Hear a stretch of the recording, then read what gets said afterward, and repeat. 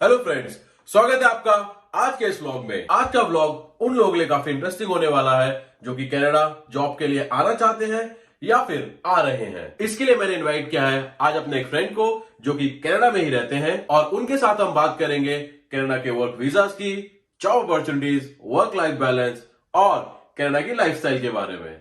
तो चलिए स्टार्ट करते हैं आज का व्लॉग विद सुमीत। मैं अपने जिस दोस्त की बात कर रहा था वो आ गए हैं, इमरान। तो सबसे पहले इमरान, आप अपने बारे में हमारे दर्शकों को कुछ बताएं।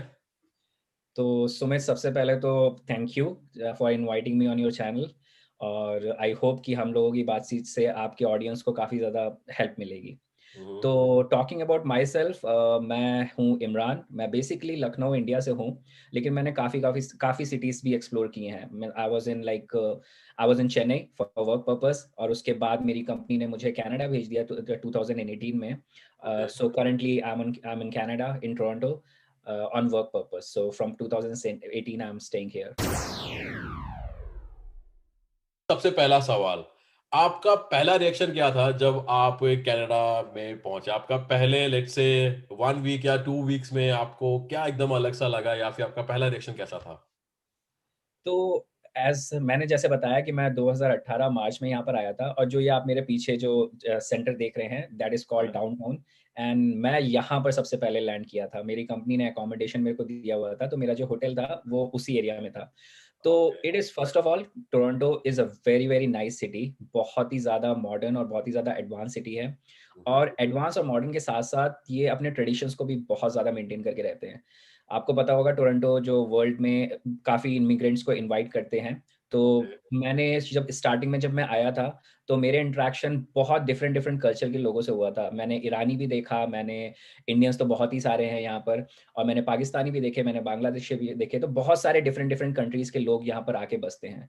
तो मेरा पर्सनल एक्सपीरियंस बहुत ही अच्छा रहा था। बहुत ही यहाँ के लोग बहुत ज़्यादा हेल्पफुल हैं। इनफैक्ट लाइक जब मैं यहाँ पर नया आया था, तो I was kind of little bit afraid कि मतलब कैसे जाके चीज़ें हो सकती हैं, कैसे जाके मेरे को मदद मिल सकती है, क्योंकि यहाँ पर कोई गाइड करने वाला नहीं था। लेकिन ओके। जहाँ-जहाँ मैं जाता था, वहाँ-वहाँ लोग मेरे को समझ जाते थे कि he is a new immigrant, और अपने आगे से आके मेरे को बहुत ही डिटेल्ड वे में सारी चीज़ें बताते थे। और सिर्फ़ उस चीज़ों का एक्सप्लेनेशन नहीं देते थे जो मैंने पूछी हैं, बल्कि उसके आगे भी जाके मेरे को बताते थे कि उसके नेक्स्ट स्टेप क्या होंगे, आप किससे जाके हेल्प ले सकते हैं और कैसे उसको प्रोसेस कर सकते हैं। तो टू कंक्लूड कि Canada is like Toronto is a very nice city, Canada is awesome country, और यहाँ के लोग बहुत ही हेल्पफुल हैं। ओके। तो इमरान, यहाँ पे मैं एक बात आपसे जानना चाहूँगा। चलो मैं आपको थोड़ा-सा अपना एक्सपीरियंस बताता हूँ कि जब मैं पहली बार जर्मनी आया था पढ़ने के लिए, तो मेरे लिए लैंग्वेज एक बहुत बड़ा बैरियर था। ऑनेस्टली मेरे लिए बहुत कॉम्प्लिकेट हो गया था ये बता पाना कि मुझे एयरपोर्ट से एक रेलवे स्टेशन जाना है और मैं बता ही नहीं पा रहा था और मुझे थोड़ा एम्बैरेसमेंट भी लग रहा था और क्योंकि मैंने ऐसा सोचा नहीं था। नॉर्मली ये था कि हम इंग्लिश बोलते हैं और बहुत फ्लुएंटली इंग्लिश बोलते हैं, तो मेरी एक दिमाग में एक ये इमेज थी कि यार इंग्लिश हर जगह हर कोई इतनी फ्लुएंटली बोलता होगा, जो कि यहाँ पे आके धराशायी टूट ही गई ऑलमोस्ट। आपका कैसा रहा एक्सपीरियंस लैंग्वेज को लेके वहाँ पे? तो हाँ, मतलब मैं समझ सकता हूँ कि जर्मनी में आप होंगे तो आपने डिफ़िकल्टीज़ फ़ेस की होंगी। लेकिन मेरे लिए ये पर्टिकुलरली इस मामले में बहुत ही आसान रहा। मैं जैसे ही लैंड किया था, तो मैंने आपसे बताया था, मेरे जो कैब ड्राइवर थे वो एक सरदार थे, और जो ऑफ़िसर थे जिन्होंने मेरा सारे डॉक्यूमेंट्स वग़ैरह चेक किया था, वो पाकिस्तानी थे। तो मैं जैसे ही यहाँ पर उतरा, मेरे को बहुत अलग-अलग कम्युनिटी के लोग मिलना शुरू हो गए। तो मेरे लिए ज़्यादा दिक्कत नहीं आई थी। बहुत अच्छे से, बहुत ही ज़्यादा वेलकमिंग थे सब लोग, तो बहुत अच्छे से मेरे सारी चीज़ें हो गई थी। तो लैंग्वेज बैरियर नहीं है, बिल्कुल नहीं है। इनफैक्ट आपको ये छोटा-सा मिनी इंडिया ही लग सकता है, स्पेशली टोरंटो। जैसे हमने टीवी में और बाकी जगह देखा है कि कनाडा को मिनी पंजाबी बोलते हैं, कितना सच है ये?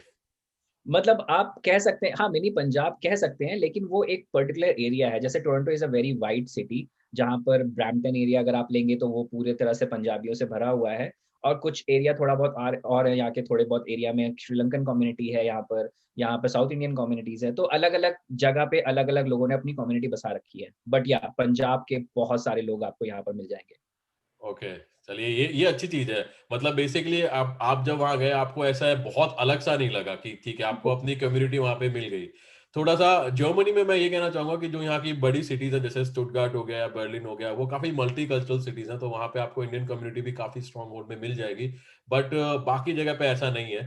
तो थोड़ा-सा हाँ, ये चीज़ मैं यहाँ पे कह सकता हूँ कि इतनी ज्यादा इंडियन कम्युनिटी इतनी स्ट्रांग नहीं है, लेट्स से दूसरे मतलब कि ठीक है आपस में मिलना या फिर मतलब फेस्टिवल्स मनाना कुछ जगह पर है, पर जी। काफी जगह पे नहीं है, तो इस मैं तरीके अगर का। आपको छोटी-सी बात बताऊँ कि मैं जब पहली बार आया था तो मुझे खाने को लेकर मैं बहुत बड़ा फूडी हूँ, तो मेरे को खाने को लेकर बहुत ज़्यादा क्रेविंग होती है इंडियन फूड की, स्पेशली इंडियन फूड की। मैं जैसे ही आया तो मैंने जैसे बताया कि मैं डाउनटाउन में रुका हुआ था, मैरियट मेरा होटल था। तो वहाँ पर जब मैं रुका तो मैंने देखा कि नीचे आप उतरिए और आपको लाइन से इंडियन रेस्टोरेंट्स मिल जाते हैं। लाइन से इंडियन रेस्टोरेंट्स मिल यार जाते हैं इस मामले में तो आप बहुत लकी रहे हो यार, यहाँ पे तो मतलब इंडियन रेस्टोरेंट आपको एक दो ही मिलते हैं, और उसमें भी खाने का टू बी ऑनेस्ट बहुत ही कम जगह है जहाँ पे आपको एक ऑथेंटिक इंडियन फ्लेवर आपको मिलेगा इंडियन डिशेस का, नहीं तो नहीं मिलता। नहीं, लेकिन यहाँ यहाँ पर ऑप्शंस बहुत सारे हैं। टेस्ट भले आप थोड़ा कंपेयर कर सकते हो कि इंडिया जैसा टेस्ट तो ऑब्वियस सी बात है आपको बाहर की कंट्रीज़ में नहीं मिल सकता। बट हम्म, हाँ, थोड़ा बहुत आपको ऑप्शंस हैं, आप उसको ट्राई कर सकते हैं। ओके। तो इमरान, जैसा कि आपने बताया कि आप यहाँ पे काफ़ी अलग-अलग कम्युनिटी से मिले होंगे, तो और आप वहाँ पे जॉब करने के लिए गए हो, तो क्या आप हमारे दर्शकों को बता सकते हो कि कनाडा में आने के कौन-कौन से लीगल तरीके हैं? या तो सुमित लाइक फॉर्चुनेटली मैं जब यहाँ पर आया था तो स्टार्टिंग के 2-3 महीने में मैंने एक क्रिकेट क्लब जॉइन कर लिया था यहाँ पर और उस क्लब में बहुत तरह-तरह के लोगों से मेरी मुलाकात हुई। उसमें से कई लोग स्टूडेंट्स थे जो इंडिया से आए हुए थे और उन लोगों से मैंने बातचीत करी और मैंने उनसे जानने की कोशिश की कि मतलब आप किस किस तरह के आए हो? तो मेरे को थोड़ी-सी नॉलेज उस बारे में हो गई है। तो पहले तो मैं अपने बारे में बता देता हूँ कि मैं वर्क परमिट पे आया हूँ, तो that is one option where your company can initiate the work visa for you. उस वर्क वीज़ा से आप 2 साल तक कनाडा में वर्क कर सकते हैं और उसको बार-बार आपको रिन्यू करवाना पड़ता है। तो आपने 2 साल का आपको वर्क परमिट देती है गवर्नमेंट, फिर 2 साल के लिए आप उसको रिन्यू करवा सकते हैं। तो ये एक वे है यहाँ पर आने का। हुँ, दूसरा वे है जो स्टूडेंट लोग आते हैं, तो वो लोग स्टडी वर्क परमिट से आते हैं। तो यहाँ पर 1 साल या 2 साल के कोर्सेज़ होते हैं, काफ़ी अच्छे-अच्छे कॉलेजेस हैं टोरंटो में, ब्रिटिश कोलंबिया में, कई जगह बहुत अच्छे-अच्छे कॉलेजेस हैं। तो वो लोग यहाँ पर 1 या 2 साल का कोर्स करने आते हैं। उसके बाद उसके साथ-साथ यहाँ पर पार्ट टाइम जॉब्स की भी अपॉर्च्युनिटी है, तो लोग उसको भी ऑप्ट करते हैं एंड धीरे-धीरे उनका वर्क एक्सपीरियंस उस पार्ट टाइम जॉब के थ्रू बढ़ता चला जाता है। उसके बाद जो उनके एम्प्लॉयर्स होते हैं, वो उनको एक वर्क परमिट भी ग्रांट कर सकते हैं, जिसके बेसिस पे उनके मार्क्स थोड़ा-सा एक्स्ट्रा हो जाते हैं। तो मतलब यहाँ पर कनाडा में ना आपका एक पॉइंट सिस्टम है, उसको हम लोग एक्सपीरियंस एंट्री बोलते हैं। तो उस पॉइंट पे जैसे आजकल का कट ऑफ 470 अप्रॉक्स चल रहा है, तो वो आपके ऊपर है। जैसे अगर आप वर्क परमिट पे आपको कैनेडियन एक्सपीरियंस है, तो आपकी कंपनी 50 पॉइंट्स उस पे दे देती है क्योंकि आपको जॉब ऑफर देती है कंपनी, आपको एक्सपीरियंस होता है कनाडा का 1 साल का, तो आप 50 पॉइंट्स उससे गेन कर सकते हैं। जो लोग स्टडी से आते हैं, उनको भी 50 प्लस पॉइंट्स मिलते हैं और प्लस अगर उन्होंने आगे वर्क कर लिया वर्क परमिट पे, तो उनको थोड़ा पॉइंट्स उस पे मिल जाते हैं। तो वो काफ़ी हेल्पफुल रहता है जब आप अपना नॉमिनेशन डालते हो एक्सप्रेस एंट्री के लिए। तो ये 2 वेज़ हो गए एंड एट लास्ट यहाँ पर लोग after work permit and after a study permit they can apply for a PR that is a permanent residence. वो आपको 5 साल के लिए ग्रांट होता है और अगर आप 3 साल कंटीन्यूअसली कनाडा में रह लेते हैं एज़ अ परमानेंट रेसिडेंट, तो you are eligible for the Canadian citizen.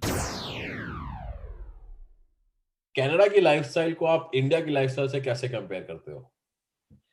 अ, देखिए आप इंडिया को डेफ़िनेटली मिस तो करते हैं क्योंकि हमारा घर है वो और हम लोग जब भी जाते हैं तो हम लोग अपने रिलेटिव्स को मिस करते हैं और हम लोग अपने फ्रेंड्स को मिस करते हैं। बट आप जब डिफरेंट कंट्रीज़ में आते हैं और आई एम श्योर कि आपको जर्मनी में भी ऐसे ही लगता होगा। जर्मनी में शायद से लैंग्वेज बैरियर हो सकता है बट कनाडा में एक कम्युनिटी लोग अपनी बना लेते हैं। जैसे मैंने आपसे बताया कि मैंने एक क्रिकेट टीम जॉइन कर ली थी, तो वहाँ पर मेरे को काफ़ी एडवांटेज मिला, काफ़ी लोगों से मिला, उन लोगों की फैमिली से जुड़ा, तो जो भी फैमिली फंक्शंस होते हैं, भले वो ईद होता है, भले वो दिवाली होती है, होली होती है, हम लोग सब एक जगह गैदर होते हैं, एक-दूसरे से बातचीत करते हैं, एक-दूसरे के साथ एक्सपीरियंस शेयर करते हैं। तो एक फ्रेंडली मैनर को मतलब एक फ्रेंडली मैनर में हम लोग अपनी लाइफ़स्टाइल को यहाँ पर जीना धीरे-धीरे शुरुआत कर देते हैं। लेकिन डेफ़िनेटली आपको सोशल होना बहुत ज़रूरी है जब आप दूसरी कंट्री में जाते हो और सोशल आपको पता है सोशल अपने आप से तो चीज़ें बढ़ती नहीं है, आपको आगे चल के इनिशिएट लेना पड़ेगा। लोगों से थोड़ा अपने बारे में उनको बताना होगा, उनके बारे में जानना होगा। तो आपको definitely if you are willing to socialise then the life in Canada is not that tough. But अगर आप लोगों से मिलना ही नहीं चाहते, तो थोड़ा-सा आपको टफ हो सकता है। बट हाँ, इंडिया जैसी बात नहीं हो पाती है definitely, but it's not that tough also. It is good actually, life is very good here. Imran, जैसा कि आपने स्टार्टिंग में बताया कि आप वर्क परमिट पे आप कनाडा आए हो, तो मैं इसी से रिलेटेड पूछना चाहूँगा किस तरीके का वर्किंग एनवायरनमेंट है? और एज़ अ इंडियन जो अभी फिलहाल इंडिया में है और वो लोग जॉब सर्च कर रहे हैं, तो या जॉब या फिर चेंज करने का प्लान कर रहे हैं और कनाडा मूव करना चाहते हैं, तो क्या-क्या तरीके हो सकते हैं और किस तरीके से वो कनाडा आ सकते हैं? तो मेरे लिए तो बहुत आसान था। Basically to give you a background, I am a software engineer as I said, और my company is like the solution. तो उन्होंने मेरा कनाडा वीज़ा इनिशिएट किया था, और जब मैं यहाँ पर आया तो मैं उसी क्लाइंट के लिए काम कर रहा था। वो the clients are here also in Canada. तो मैं उन क्लाइंट के लिए काम कर रहा था, and work environment is very, very friendly. आपका जॉब यहाँ पर 8 टू 5 होता है। उसमें आपको पता होता है कि मतलब this this is the sets of work you have to do, and once you complete that the clients are pretty much okay, कि मतलब जैसे इंडिया में होता है कई बार आपको एक्स्ट्रा आवर्स भी चीज़ें करना पड़ता है आप टाइमलाइंस मीट करने के लिए, but the lifestyle, the work culture in Canada is pretty much flexible, कि मतलब बहुत ही अच्छे से होता है। एंड क्लाइंट्स भी बहुत ही सपोर्टिव होते हैं यहाँ के, जो मतलब आपको समझते हैं कि आपका वर्क लाइफ बैलेंस और पर्सनल लाइफ बैलेंस बहुत इंपॉर्टेंट है, और उसको इनकरेज भी करते हैं कि मतलब दोनों को आप बैलेंस, दोनों को इक्वली ना आप अच्छे से आगे बढ़ा सकें।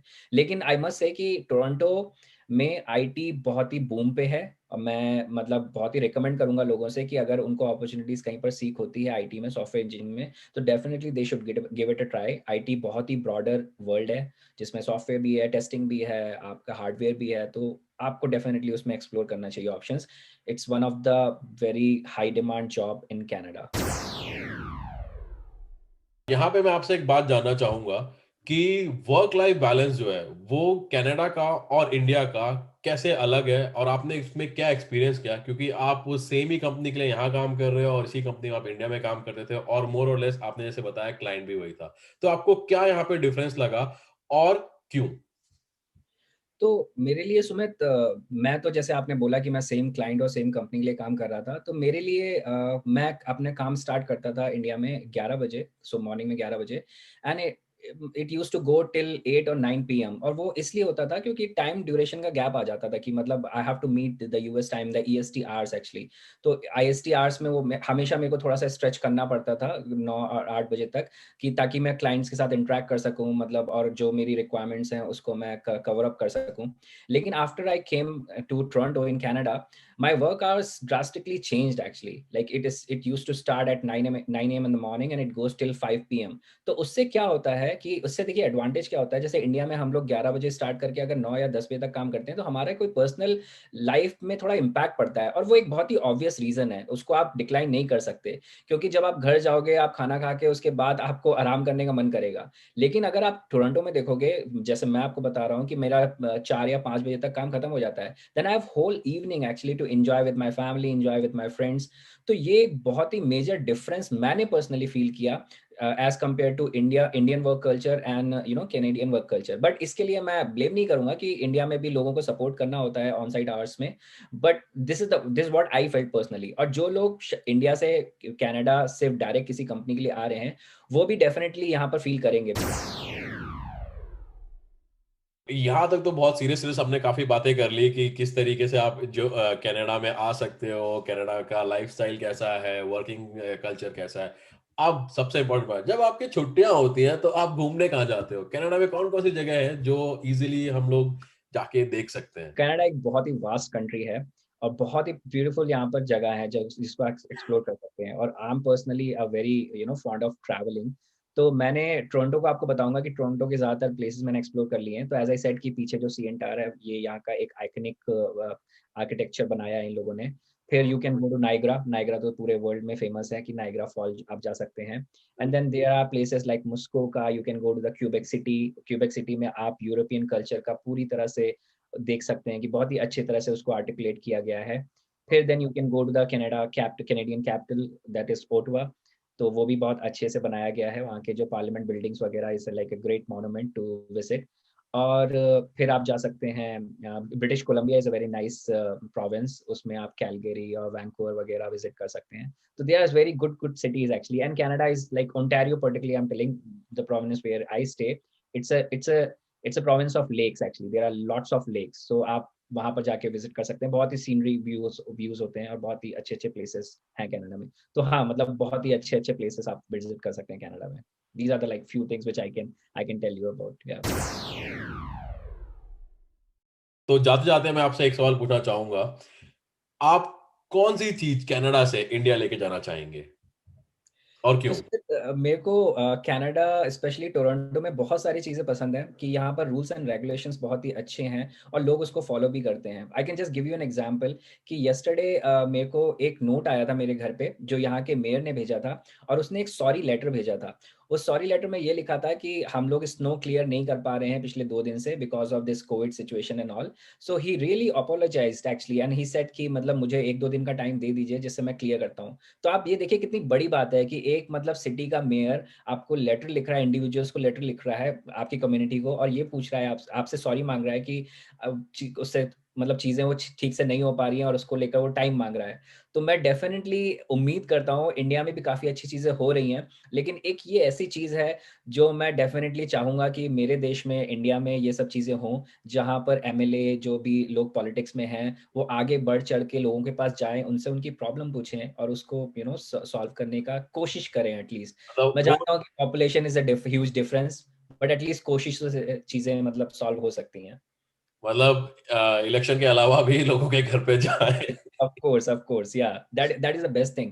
And Sumit, like this is the best thing which I like about Canada कि यहाँ पर लोग बहुत ही ज़्यादा सीरियस हैं अपनी कंट्री को लेकर। The country is not about only nationalism. यहाँ पर लोग उसको कैसे एडवांस कर सकते हैं, सब लोग इकट्ठा होके उसको कैसे अच्छा कर सकते हैं। भले वो रूल्स को इम्प्लीमेंट करना हो, बड़े भले एक दूसरे की मदद करना हो, भले एक दूसरे को गाइड करना हो। तो ये सब छोटी-छोटी चीज़ों से, छोटी-छोटी कोशिशों से एक पूरी सोसाइटी आगे बढ़ती है।